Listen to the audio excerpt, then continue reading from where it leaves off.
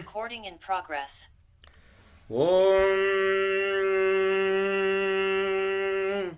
अखण्डमण्डलाकारौ व्याप्तं येन चराचरं तत्पदं दर्शितं येन तस्मै श्रीगुरवे नमः। अज्ञानतिमिरान्धस्य ज्ञानाञ्जलशलाकया चक्षुरुन्मीलितं येन तस्मै श्रीगुरवे नमः। गुरुर्ब्रह्मा गुरुर्विष्णुर्गुरुर्देवो महेश्वरः गुरुरेव परं ब्रह्म तस्मै श्रीगुरवे नमः। स्थावरं जङ्गमव्याप्तं यत्किञ्चित् सचराचरं तत्पदं दर्शितं येन तस्मै श्रीगुरवे नमः। जन्मयोव्याप्ति यत्सर्वं त्रैलोक्यसचराचरं तत्पदं दर्शितं येन तस्मै श्रीगुरवे नमः। सर्वश्रुतिशिरोरत्नविराजितपदाम्बुजः वेदान्ताम्बुजसूर्यो यस्तस्मै श्रीगुरवे नमः।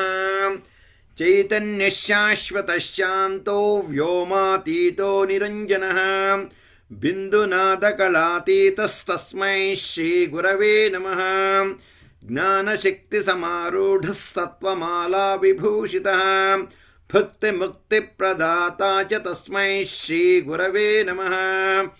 अनेकजन्मसम्प्राप्तकर्मबन्धविदाहिने आत्मज्ञानप्रदानेन तस्मै श्रीगुरवे नमः। शोषणं भवसिन्धोश्च ज्ञापनं सारसम्पदः गुरोः पादोदकं सम्यक् तस्मै श्रीगुरवे नमः। न गुरोरधिकं तत्त्वं न गुरोरधिकं तपः तत्त्वज्ञानात् परन्नास्ति तस्मै श्रीगुरवे नमः।